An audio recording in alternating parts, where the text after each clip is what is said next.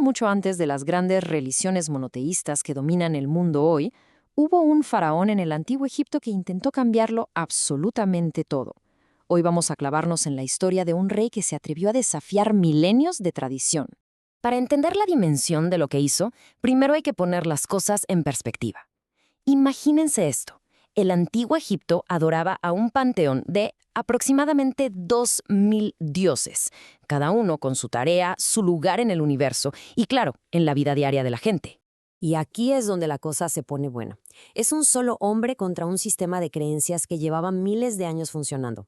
Es, sin duda, una de las batallas de ideas más brutales de la historia antigua. Así que bueno, vamos a meternos de lleno en esto. Bien, viajemos en el tiempo. Estamos por ahí del año 358 antes de nuestra era. El faraón Akenatón lanza una revolución, pero no cualquiera, una religiosa y totalmente radical. Impone que solo se adore a una deidad, Atón, el disco solar, y de paso intenta borrar a todos los demás dioses del mapa.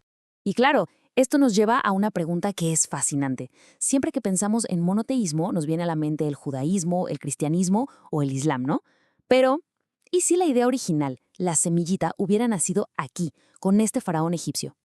Ahora, lo que hace esto todavía más interesante es que Akenatón, no nació para ser un revolucionario. Para nada. De hecho, ni siquiera era el heredero al trono. Fueron las circunstancias, los giros del destino, las que lo pusieron en ese camino. Él era Amenhotep IV, el segundo hijo. El que iba a ser faraón era su hermano mayor, Thutmose, pero murió de forma inesperada. Y de repente, este giro del destino lo pone a él en el trono, un camino que nadie, de verdad nadie, había pensado para él. Y apenas en el 5.º año de su reinado, hace algo que lo cambiaría todo. Se olvida de su nombre de nacimiento y se convierte en Akenatón. Pero a ver, ¿todo esto fue solo una revelación espiritual? No tan rápido. Hay que entender que en esa época los sacerdotes del dios Amon-Ra eran increíblemente poderosos. De hecho, llegaron a tener más tierras y más dinero que el mismísimo faraón. Así que la pregunta es obligada. ¿Fue la revolución de Akenatón un acto de fe o una jugada maestra para arrebatarles el poder? Pasemos a ver cómo intentó construir este nuevo mundo. Ya en el 5.º año de su reinado, con su nuevo nombre, Akenatón echó a andar su plan con una audacia tremenda. No fue un cambio gradual, no, para nada. Fue un portazo, una ruptura total con el pasado. Su plan tenía 3 pasos clave. Primero, el cambio de nombre, que era como una declaración de guerra.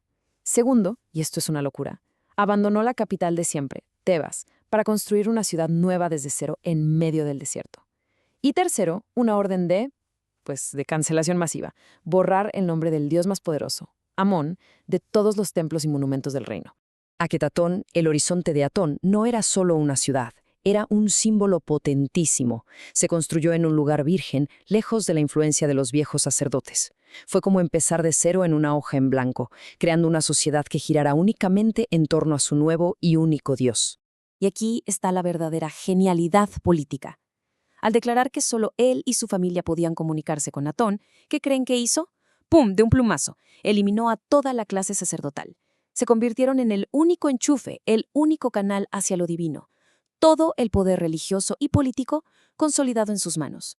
Pero claro, una revolución tan de golpe, tan radical, es muy difícil de mantener. Su obsesión religiosa empezó a tener consecuencias terribles y al final toda su visión del mundo se vino abajo. Vamos a ver por qué. Podemos identificar 3 causas principales. La primera, la gente común. Una sed de milenios no se borra con un decreto. En sus casas, a escondidas, la gente siguió adorando a sus dioses de siempre.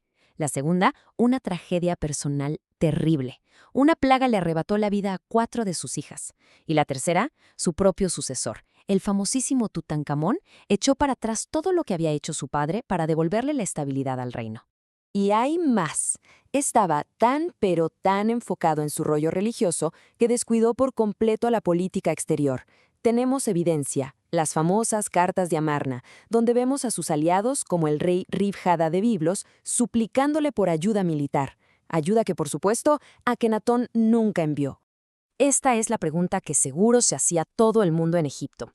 O sea, si el dios Atón no pudo proteger a la familia de su único profeta, de su representante en la tierra, ¿cómo iba a proteger al resto de la gente? La crisis de fe debió ser tremenda. Después de su muerte, los faraones que vinieron hicieron todo lo posible por borrar a Akenatón de la historia. Quitaron su nombre de las listas de reyes, abandonaron su ciudad. Parecía que su herejía había sido completamente aniquilada. Pero ya saben lo que dicen. Una idea, una vez que se siembra, es muy, muy difícil de matar. En las ruinas de su ciudad fantasma se encontró un texto extraordinario, el gran himno a Atón. Se cree que lo escribió el propio Akenatón. Es una pieza de poesía increíble que celebra a su Dios como el creador universal de toda la vida. Ahora, pongan mucha atención. ¿Les suena familiar? Escuchen este otro texto, escrito siglos después, que forma parte del Salmo 104 de la Biblia. Las imágenes, la estructura, la alabanza a un único creador, la similitud es, de verdad, asombrosa. Entonces, el punto crucial es este.